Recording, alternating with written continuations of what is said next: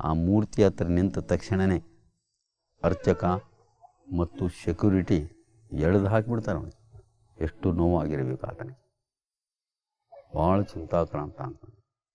ಭಾಳ ದೂರದಿಂದ ಬಂದೆ, ಸಾಲ ಮಾಡಿಕೊಂಡು ಬಂದೆ, ರೈಲಿನಲ್ಲಿ ತೊಂದರೆ ಅನುಭವಿಸಿ ಬಂದೆ, ಅರ್ಧ ಹಣ ಕಳೆದುಕೊಂಡು ಬಂದೆ, ಆದರೂ ನಾನು ಸರಿಯಾಗಿ ಮೂರ್ತಿ ನೋಡಲಿಕ್ಕೆ ಅವಕಾಶ ಆಗಲಿಲ್ಲಲ್ಲ, ಏನು ನನ್ನ ಕರ್ಮ ಅಂತ ಗೋಳಾಡ್ತಾ ಅಲ್ಲೇ ಕುಳಿತುಕೊಳ್ತಾನೆ.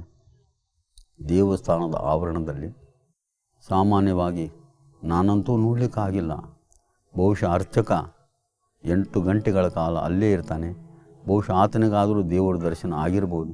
ಆತನ ಕೇಳಿ ಆದರೂ ನಾ ಪಾವನಾಗಿ ಹೋಗ್ತೀನಂತ 8 ತಾಸುವರೆಗೆ ಅಲ್ಲಿ ಕುಳಿತು ಆ ಅರ್ಚಕ ಬಂದ ಮೇಲೆ ಆತನಿಗೆ ಕೇಳ್ತಾನೆ, ಯಪ್ಪ, ನಾನು ಭಾಳ ದೂರದಿಂದ ಬಂದಿದ್ದೆ ದೇವರ ದರ್ಶನಕ್ಕಾಗಿ, ಆದರೆ ನನಗೆ ನೋಡಲಿಕ್ಕೂ ಕೂಡ ಅವಕಾಶ ಸಿಗಲಿಲ್ಲ.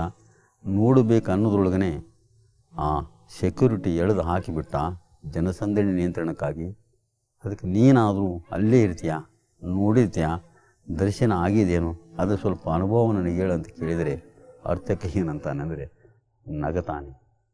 ಎಲ್ಲಿ ದೇವರಪ್ಪ, ಎಲ್ಲಿ ದೇವರಪ್ಪ, ಸುಮ್ಮನೆ ನನಗೆ ಸಂಬಳ ಕೊಡ್ತಾರಂತ ನೀರು ಹಾಕ್ತೀನಿ, ಹೂವು ಏರಿಸ್ತೀನಿ, ಊದಿನ ಕಡ್ಡಿ ಬೆಳಗ್ತೀನಿ.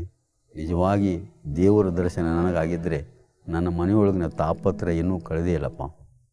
ನನ್ನ ಮಗನಿಗೆ ಕಾಯಿಲೆ ಆಗಿದೆ, ಬಡತನ ತುಂಬಿಕೊಂಡಿದೆ, ಎಲ್ಲಿ ದೇವರ ದರ್ಶನಪ್ಪ, ಯಾಕೆ ಇಷ್ಟು ದೂರ ಬಂದು? ಅಪ್ಪ ಬಸವಣ್ಣ ಹೇಳಿಲ್ಲೇನು ಅಪ್ಪ ಬಸವಣ್ಣ ಜಗತ್ತು ತುಂಬ ದೇವರದನ ಅಂತೇಳಿ.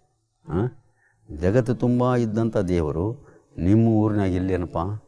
ಜಗತ್ತು ನಿಮ್ಮ ಊರು ಬಿಟ್ಟಿದೆಯೇನು? ನೋಡಿ ಎಂಥ ಮಾತು, ಸತ್ಯವಾದ ಮಾತು. ಅಪ್ಪ ಬಸವಣ್ಣ ಹೇಳ್ತಾನೆ, ದೇವರು ಜಗತ್ತು ತುಂಬ ತುಂಬಿದ್ದಾನೆ. ಹಾಗಾದರೆ ಜಗತ್ತಿನೊಳಗೆ ನಿಮ್ಮ ಊರು ಇದೆಯೇ ಅಲ್ವಾ? ಹೋಗಪ್ಪ ಹೋಗು ಅಂತ ಹೇಳಿ ಕಳಿಸಿದಾಗ ದಿಢೀರನೆ ಧಾವಿಸಿ ಊರಿಗೆ ಬರ್ತಾನೆ. ಊರಿಗೆ ಬಂದು ರೈಲು ನಿಲ್ದಾಣ ಇಳಿದ ತಕ್ಷಣವೇ ಆಲೋಚನೆ ಮಾಡ್ತಾನೆ, ನಮ್ಮ ಊರಿನಲ್ಲಿ ದೇವರಿದ್ದಾನೆ ಖಚಿತ ಮಾಡಿಕೊಂಡು. ಊರಿಗೆ ಬಂದ ನಂತರ ಈ ಊರಿನ ತುಂಬ ದೇವರದ ನನ್ನ ಮೇಲೆ, ಈ ಊರಿನಲ್ಲಿ ನಮ್ಮದು ಒಂದು ಓಣಿ ಇದೆ, ಆ ಓಣಿಯಲ್ಲಿ ಕೂಡ ದೇವರು ಇರಲೇಬೇಕು ಖಚಿತ ಮಾಡಿಕೊಂಡು ಓಣಿಗೆ ಬಂದ. ಓಣಿಯಲ್ಲಿ ಕುಳಿತು ನಿಂತು ವಿಚಾರ ಮಾಡ್ದ, ಈ ಓಣಿಯ ತುಂಬ ದೇವರಿದ್ದಾನೆ ಅಂದ ಮೇಲೆ ಈ ಓಣಿಯೊಳಗಿರುವಂಥ ನಮ್ಮ ಮನೆಯಲ್ಲೂ ಕೂಡ ದೇವರು ಇರಲೇಬೇಕು ಖಚಿತ ಮಾಡ್ತಾ ಬಂದ. ಆಮೇಲೆ ಮನೆಗೆ ಬಂದ. ಮನೆಯಲ್ಲಿ ಕುಳಿತುಕೊಂಡು ವಿಚಾರ ಮಾಡ್ತಾನೆ, ಈ ಮನೆ ತುಂಬ ದೇವರದಾನೆ, ಈ ಮನೆ ತುಂಬ ದೇವರದಾನೆ ಅಂದ ಮೇಲೆ ಈ ಮನೆಯೊಳಗೆ ನಾನು ಇದ್ದೇನೆ, ನನ್ನೊಳಗೂ ದೇವರು ಇರಲೇಬೇಕಲ್ಲ. ಹಾಗಾದರೆ ದೇವರು ನಾನು ಬೇರೆಯಲ್ಲ, ದೇವರು ಜಗತ್ತು ಬೇರೆಯಲ್ಲ, ಜಗತ್ತಿನೊಳಗೂ ದೇವರಿದ್ದಾನೆ, ಜಗತ್ತಿನೊಳಗೂ ನಾನು ದೇವರಿದ್ದಾನೆ, ನನ್ನ ಬಿಟ್ಟು ದೇವರಿಲ್ಲ, ದೇವರು ಬಿಟ್ಟು ನಾನಿಲ್ಲ ಅಂತೇಳಿ ಆವತ್ತೇ ತೀರ್ಮಾನ ಮಾಡ್ತಾನೆ. ಇದು ಅಪ್ಪ ಬಸವಣ್ಣ ಜಗತ್ತಿಗೆ ಕೊಟ್ಟಿರುವಂಥ ದಿವ್ಯವಾದ ಸತ್ಯವಾದ ಸಂದೇಶ. ಈ ಸಂದೇಶವನ್ನು ತಿಳಿದುಕೊಂಡೇ ದೇಶದ ನಾನಾ ಮೂಲೆಗಳಿಂದ, ವಿಶ್ವದ ನಾನಾ ಮೂಲೆಗಳಿಂದ ಧಾವಿಸಿ ಬಂದರು. ಕಾಶ್ಮೀರದಿಂದ ಮಹಾದೇವ್ ಭೂಪಾಲ ಬಂದರು, ಒಡಿಶಾದಿಂದ ಸುಜ್ಞಾನಿ ದೇವರು ಬಂದರು, ಗುಜರಾತಿಂದ ಆದಯ್ಯನವರು ಬಂದರು, ತೆಲಂಗಾಣದಿಂದ ಮಾದಾರ ಚೆನ್ನಯ್ಯನವರು ಬಂದರು, ತೆಲಂಗಾಣದಿಂದ ತೆಲುಗು ಜೊಮ್ಮಯ್ಯ ಬಂದ, ತಮಿಳುನಾಡಿನಿಂದ ಮಾದಾರ ಚೆನ್ನಯ್ಯನವರು ಬಂದರು, ಕರ್ನಾಟಕದ ಎಲ್ಲ ವಿಭಾಗದ ಜನರು ಕಲ್ಯಾಣಕ್ಕೆ ಬಂದು ಕಲ್ಯಾಣ ಪಟ್ಟಣವನ್ನು ಕೈಲಾಸವನ್ನಾಗಿ ಮಾಡಿದರು. ಇದು ಅಪ್ಪ ಬಸವಣ್ಣವರು ಜಗತ್ತಿಗೆ ಮಾಡಿರುವಂಥ ದೇವರ ಪರಿಕಲ್ಪನೆ, ಸತ್ಯದ ದರ್ಶನ. ಹಾಗಾದರೆ ಬಸವಣ್ಣನವರು ಕಲ್ಯಾಣದಲ್ಲಿ ಏನು ಮಾಡಿದರು? ಆತ್ಮ ಸಾಕ್ಷಾತ್ಕಾರ ಮಾಡಿಕೊಳ್ಳೋಕೆ ಏನು ಸಂದೇಶ ಕೊಟ್ಟರು ಅಂತ ಕೇಳಿದಾಗ, ಈ ದೇಹ ನಿರ್ಮಾಣ ಎದರಿಂದಾಗಿದೆ ನಿಜವನ್ನು ಅರ್ಥ ಮಾಡಿಕೊಂಡರು. ಭೂಮಿ ಇದೆ, ನೀರಿದೆ, ಅಗ್ನಿ ಇದೆ, ವಾಯು ಇದೆ, ಆಕಾಶ ಇದೆ, ಸೂರ್ಯ ಇದ್ದಾನೆ, ಚಂದ್ರ ಇದ್ದಾನೆ, ಆತ್ಮ ಇದ್ದಾನೆ, ಇದು ಬ್ರಹ್ಮಾಂಡ. ಹಾಗಾದರೆ ಈ ದೇಹ ಯಾವುದರಿಂದ ನಿರ್ಮಾಣ ಆಗಿದೆ? ಭೂಮಿಯೂ ಇದೆ, ನೀರೂ ಇದೆ, ಅಗ್ನಿಯೂ ಇದೆ, ವಾಯು ಇದೆ, ಆಕಾಶ ಇದೆ, ಸೂರ್ಯ ಚಂದ್ರ ಆತ್ಮವನ್ನು ಈ ದೇಹದೊಳಗೂ ಇದೆ ಅಂಥೇಳಿ ಯಥಾ ಬ್ರಹ್ಮಾಂಡ ತಥಾ ಪಿಂಡಾಂಡ್. ಇದು ತೋರಿಸಿಕೊಟ್ರವರು. ಯಥಾ ಬ್ರಹ್ಮಾಂಡ್ ತಥಾ ಪಿಂಡಾಂಡ್. ಹೇಗೆ ಬ್ರಹ್ಮಾಂಡ ಇದೆಯೋ, ಹೇಗೆ ಜಗತ್ತಿದೆಯೋ, ಆ ಜಗತ್ತಿನ ಪ್ರತಿರೂಪವೇ ಈ ದೇಹ. ಸಾಮಾನ್ಯರಿಗೂ ತಿಳಿಸಿಕೊಟ್ರವರು. ನೀವು ಬೇರೆ ಅಂತ ತಿಳ್ಕೊಬೇಡ್ರಪ್ಪ. ಜಗತ್ತೇ ನೀವಾದ ಮೇಲೆ ಮತ್ತು ದೇವರನ್ನ ಬೆನ್ನು ಬಿಟ್ಟು ಯಾಕೆ ನೋಡ್ತೀರಿ, ಯಾಕೆ ಪೂಜೆ ಮಾಡ್ತೀರಿ? ತಪ್ಪಾಗ್ತದೆ. ಯಾವುದೋ ಒಂದು ಕಲ್ಲು ತಂದು ನಿಮ್ಮ ಕಣ್ಣಾರೆನೇ ಆ ಕಲ್ಲಿಗೆ ಕೆತ್ತಿ ಯಾವುದೋ ಒಂದು ಕಲ್ಪನೆಯ ಮೂರ್ತಿಯನ್ನಿಟ್ಟು ಒಂದು ಮೂರ್ತಿಯನ್ನು ಮಾಡ್ತೀರಿ. ನಿಜವಾಗಿ ಆ ಮೂರ್ತಿ ಸತ್ಯನ? ಹಾಗಿರ್ಬೋದಾ ದೇವರು? ಹಾಗಾದರೆ ಒಂದು ಮೂರ್ತಿ ಸತ್ಯ ಆದರೆ ಅನಂತ ಮೂರ್ತಿಗಳವಲ್ಲ, ಅವು ದೇವರೇನಾ? ಕನ್ಫ್ಯೂಸ್ ಆಗ್ತಾಯಿದ್ರಿಪ್ಪ ಅಂದರು. ಇದು ಸರಿನೋ ಅದು ಸರಿನೋ ಅಂತ ಜನರ ಮೇಲೆ ಸಂದೇಹ ಬರಬಾರ್ದ್ರಪ್ಪ. ಸಂದೇಹ ಬರಬಾರ್ದು.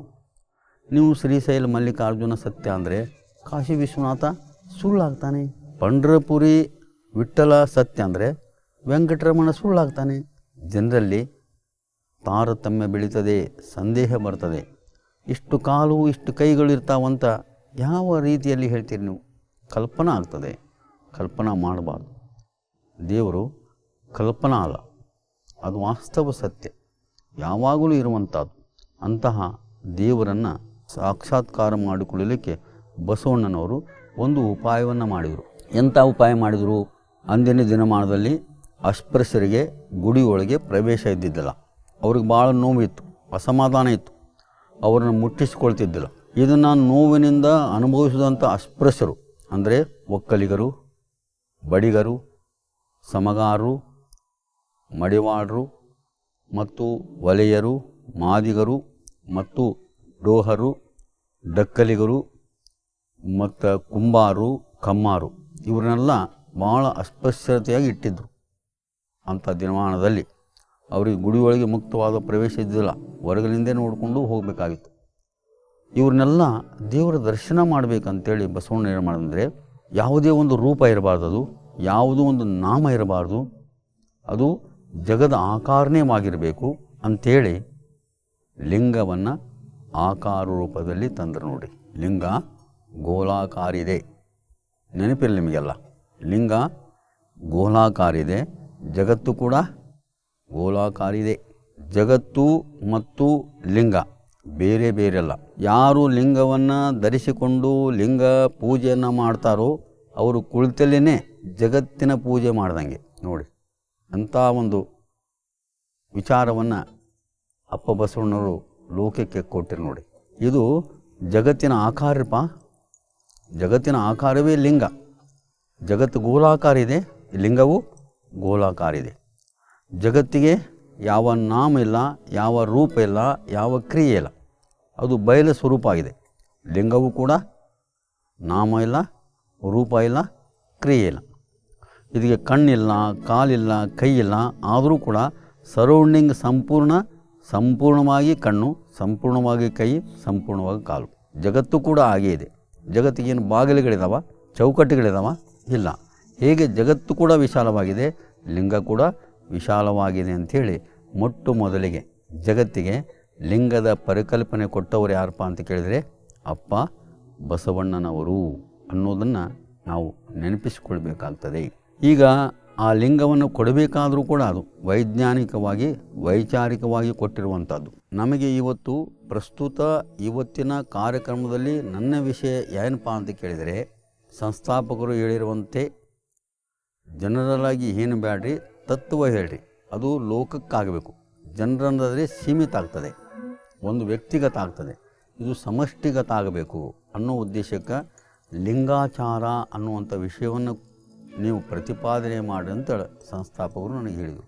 ಲಿಂಗಾಚಾರ ಅಂದರೆ ಬೇರೆ ಏನೂ ಅಲ್ಲ, ವಿಶ್ವವನ್ನು ನೋಡೋದು, ವಿಶ್ವವನ್ನು ತಿಳಿದುಕೊಳ್ಳೋದು, ವಿಶ್ವದೊಳಗೆ ಒಂದಾಗೋದೇ ಲಿಂಗಾಚಾರ.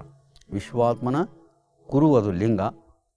ಲಿಂಗವನ್ನು ನೋಡೋದ್ರ ಮುಖಾಂತರ ವಿಶ್ವವನ್ನು ನೋಡೋದು.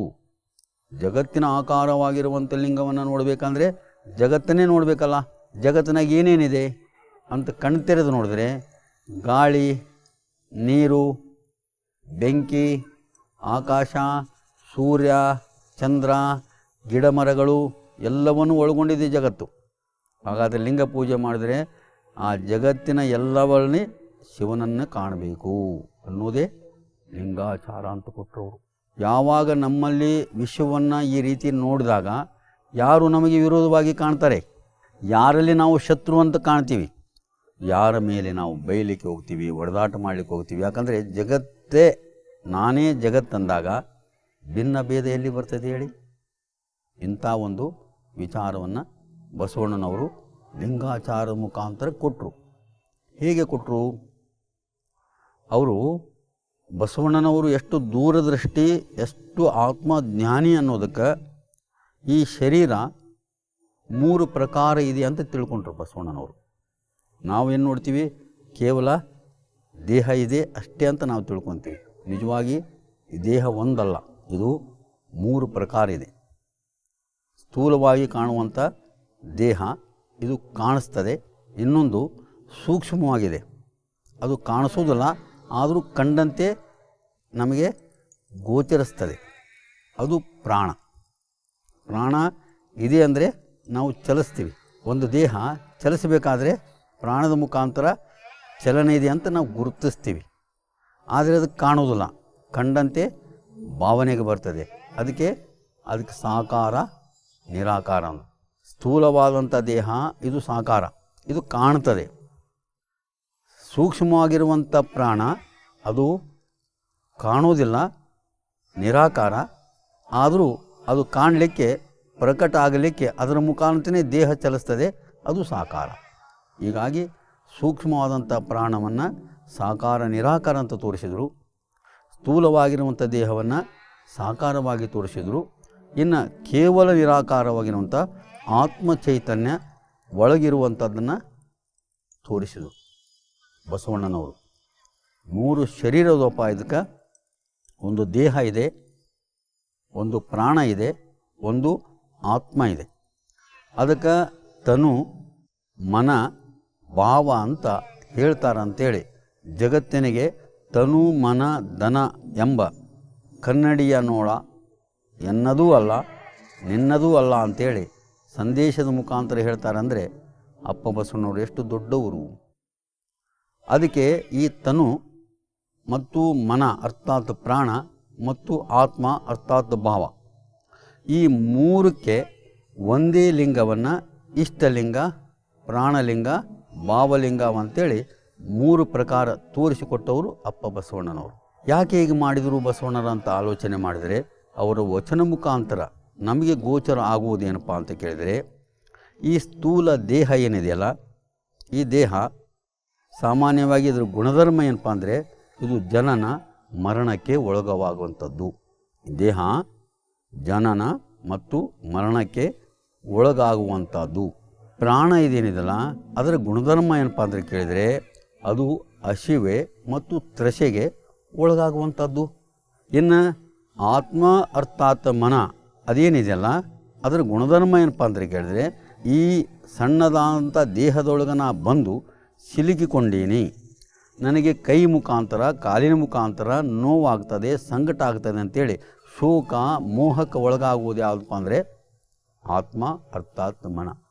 ನಾವೆಲ್ಲರೂ ಈಗ ಹುಟ್ಟಿದ್ದೀವಿ, ಹುಟ್ಟಿದ್ದಕ್ಕಾಗಿ ಜನನ, ಅದರ ಮುಖಾಂತರ ಮರಣ. ಜನನವಾಗ ಆದಾಗಲೂ ನಮಗೆ ಕಷ್ಟ, ಜೀವನ ಮಾಡುವಾಗಲೂ ಕಷ್ಟ, ಕೊನೆಗೆ ಮರಣ ಒಂದಾಗೂ ಕಷ್ಟ. ನಾವೆಲ್ಲ ತಿಳ್ಕೊತೀವಿ ಹುಟ್ಟಿದಾಗ ನಮಗೆ ಸಂತೋಷ ಅಂತ ನಾವು ಅಂತೀವಿ. ಆದರೆ ಆ ಮಗು ತಾಯಿ ಗರ್ಭದೊಳಗೆ ಇದ್ದಾಗಲೇ, ಹುಟ್ಟುವಾಗಲೇ ನರಕ ಅನುಭವಿಸ್ತದೆ ಅನ್ನೋದು ಅಪ್ಪ ಬಸವಣ್ಣವ್ರಿಗೆ ಗೊತ್ತಾಗಿತ್ತು. ಅದನ್ನು ಕಳ್ಕೋಬೇಕಾಗಿದೆ. ನಾವೆಲ್ಲರೂ ಅರ್ಥ ಮಾಡಿಕೊಳ್ಬೇಕು. ನಾವು ಹುಟ್ಟು ಪೂರ್ವದಲ್ಲಿ ತಾಯಿಯ ಗರ್ಭದಲ್ಲಿ 9 ತಿಂಗಳ 9 ದಿನ ಎಷ್ಟು ಕಷ್ಟ ಅನುಭವಿಸಿವೆ ಅಂದರೆ, ಅಲ್ಲಿ ತಾಯಿಯ ಮುಖಾಂತರ ತಾಯಿಯ ಹೊಟ್ಟೆಯಲ್ಲಿರುವಂಥ ಗರ್ಭದಲ್ಲಿರುವಂಥ ಆ ಅವಸ್ಥೆಯಲ್ಲಿ ಮಲ ಮೂತ್ರ ಅಲ್ಲೇ ಪಕ್ಕದಲ್ಲೇ ಇರ್ತದೆ, ರಕ್ತ ಮಾಂಸ ಅಲ್ಲೇ ಇರ್ತದೆ, ಕಫ ಪಿತ್ತ ಅಲ್ಲಿರ್ತದೆ. ಇದೆಲ್ಲ ದುರ್ಗಂಧಮಯವಾಗಿರ್ತದೆ. ನೋಡಲಿಕ್ಕೆ ಹೊರಗೆ ನಾವು ಚೆಂದ ಕಾಣ್ತಿರ್ತೀವಿ, ಆದರೆ ಒಳಗೆ ಮಾತ್ರ ಈ ಶೌಚಾಲಯ ಮೂತ್ರಾಲಯದ ಮುಖಾಂತರ ಒಳಗೆ ದುರ್ಗಂಧ ಸದಾ ಇರ್ತದೆ. ಅದು ಆ ಮಗು ಅನುಭವಿಸ್ತದೆ. ಸಾಕಪ್ಪ ಇನ್ನು ಈ ಗರ್ಭದೊಳಗೆ ನಾ ಎಂದೂ ಹುಟ್ಟಿ ಬರಬಾರ್ದಂತ ಮೊರೆ ಇಡ್ತದೆ, ಪ್ರಾರ್ಥನೆ ಮಾಡ್ತದೆ. ನಾವೆಲ್ಲ ಆಗಿ ಬಂದವರೇ, ಗೊತ್ತಿಲ್ಲ ನಮಗೆ ಅಷ್ಟೇ. ಬರೀ ಒಂದು ಸಲ ಗರ್ಭ ಪಡಲಿಕ್ಕೇ ಇಷ್ಟು ಕಷ್ಟ ಅಂದಮೇಲೆ ಅದಕ್ಕೆ ನರಕಕ್ಕಿಂತಲೂ ಮಿಗಿಲಾದಂತ ಹೇಳಿದರು ಬಸವಣ್ಣನವರು. ಭವಬಂಧನ ಭವಪಾಶವಾದ ಕಾರಣವೇನಯ್ಯ, ಇಂದಣ ಜನ್ಮದಲ್ಲಿ ಲಿಂಗವ ಮರಿದನಾಗಿ, ಇಂದಣ ಸಿರಿಯಲ್ಲಿ ಜಂಗಮವ ಜರಿದನಾಗಿ, ಅರಿದೊಡೆ ಈ ಸಂಸಾರವ ಒದ್ದೆಲೀವನೇ ಕೂಡಲ ಸಂಗಮದಿರುವ. ಅರಿಯದೇ ಜನನೀಯ ಜಠರದಲ್ಲಿ ಬಾರದ ಬಹುಮಗಳಲ್ಲಿ ಭರಿಸಿದ್ದೇ ಅಯ್ಯ, ಹುಟ್ಟಿತ್ತೇ ತಪ್ಪಾಯಿತ್ತೇ ಎಲೆಲಿಂಗವೇ, ಮುನ್ನ ಹುಟ್ಟಿದುದಕ್ಕೆ ಕೃಪೆ ಮಾಡು ಲಿಂಗವೇ, ಇನ್ನು ಹುಟ್ಟಿದ ನಾಗಡೆ ಕೂಡಲ ಸಂಗಮದೇವ ನಿಮ್ಮಾಣೆ ಅಂತ ಬೇಳ್ತಾರೆ. ಮೊದಲು ಹುಟ್ಟಿದ್ದ ತಪ್ಪಾಗೈತಪ್ಪ, ತಿಳಿಲಾದ ಹುಟ್ಟಿಬಿಟ್ಟೆ ನಾನು. ಜನನೀಯ ಜಠರದೊಳಗೆ ಅಂದರೆ ತಾಯಿ ಗರ್ಭದೊಳಗೆ, ಆ ಗರ್ಭಾಶಯದೊಳಗೆ ನಾನು ಅನುಭವಿಸಿದ್ದು ಎಷ್ಟಂದರೆ, ಎಲ್ಲಿ ಯಾವಾಗ ಪಿಂಡ ರೂಪ ಆಯಿತು ಅಲ್ಲಿಂದ ತಾಯಿ ಬಿಸಿಯಾದಂಥ ಪದಾರ್ಥವನ್ನು ಸೇದಿದರೆ ನನಗೆ ಉಷ್ಣ ಆಗ್ತಾಯಿತ್ತು, ಕುಳಿತು ಓಡಾಡಿದರೆ ಆಯಾಸ ನನಗಾಗ್ತಿತ್ತು, ಬಹಳ ಆಹಾರವನ್ನು ಸೇವಿಸಿದರೆ ನನ್ನ ಮೇಲೆ ಭಾರ ಆಗ್ತಿತ್ತು. ಅದನ್ನೆಲ್ಲ ಸಹಿಸಿಕೊಂಡು ಸಾಕಾಗಿದೆ, ಹುಟ್ಟುವಾಗಲೇ ಎಷ್ಟು ಕಷ್ಟ, ಇನ್ನಿಂದ ನಾನು ಇದರಿಂದ ಪಾರಾಗಬೇಕಂತೇಳಿ ಆವಾಗಲೇ ಮಗು ಮೊರೆ ಇಡ್ತದೆ.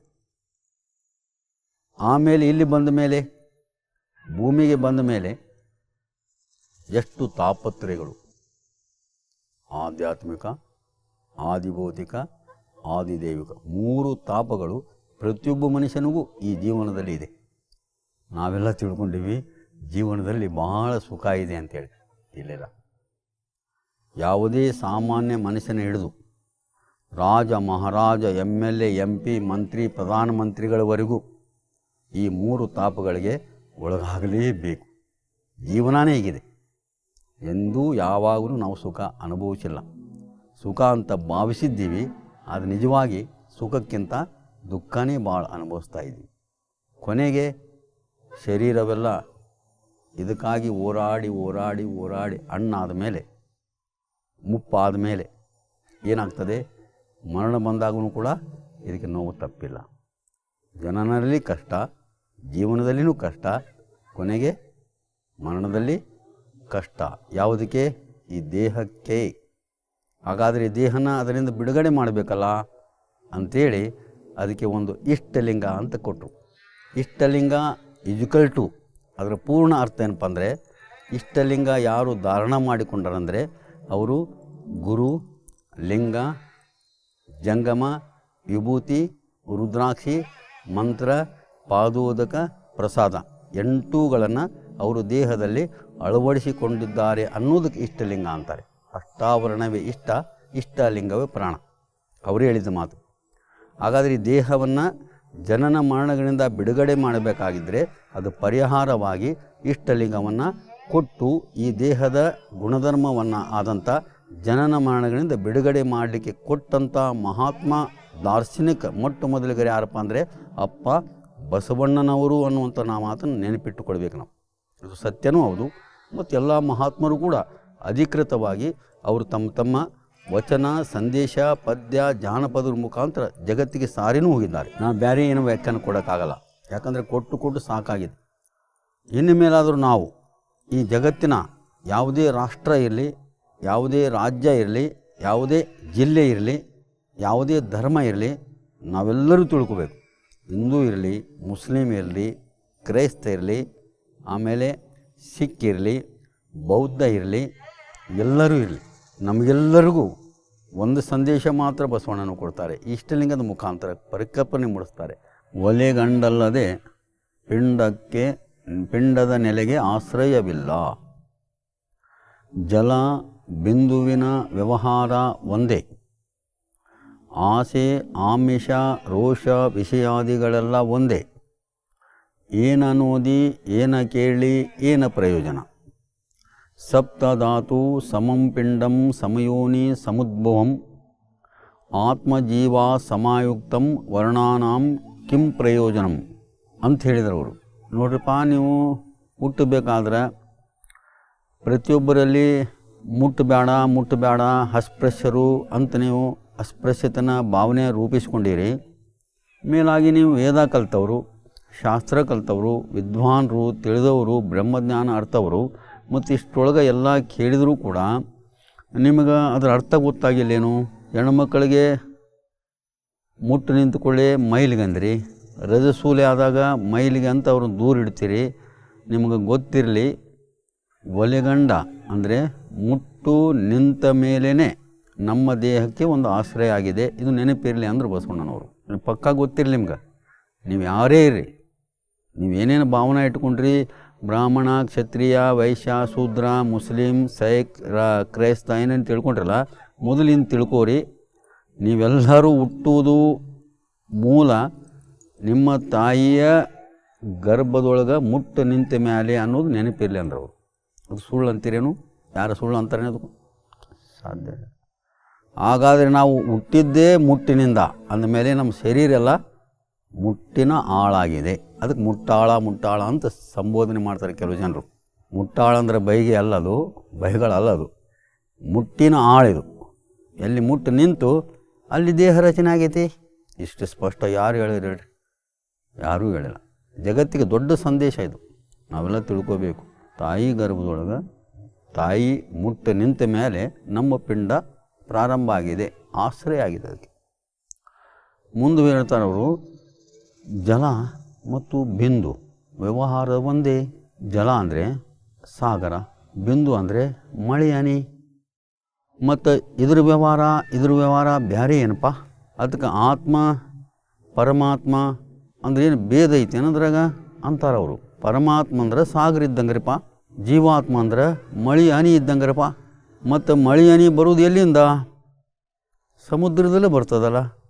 ಅದರ ವ್ಯವಹಾರನೂ ಅದ, ಇದ್ರ ವ್ಯವಹಾರನೂ ಅದ. ಸಮುದ್ರಕ್ಕೆ ಗೊತ್ತೈತಿ ನಾನು ನೀರು ಉಪ್ಪದೀನಿ, ಜಗತ್ತಿಗೆ ಉಪಯೋಗ ಆಗುವುದಿಲ್ಲ. ಹಿಂಗಾದ್ರೆ ನನ್ನ ನೀರು ವ್ಯರ್ಥ ಆಗ್ತಾವಂತೇಳಿ ಆವಿಯಾಗಿ ಮೇಲೆ ಹೋಗ್ತದದು, ಮೋಡವಾಗಿ ಪರಿವರ್ತನೆ ಆಗ್ತದದು, ಮಳೆಯಾಗಿ ಕೆಳಗೆ ಸುರಿತದ. ಯಾಕೆ?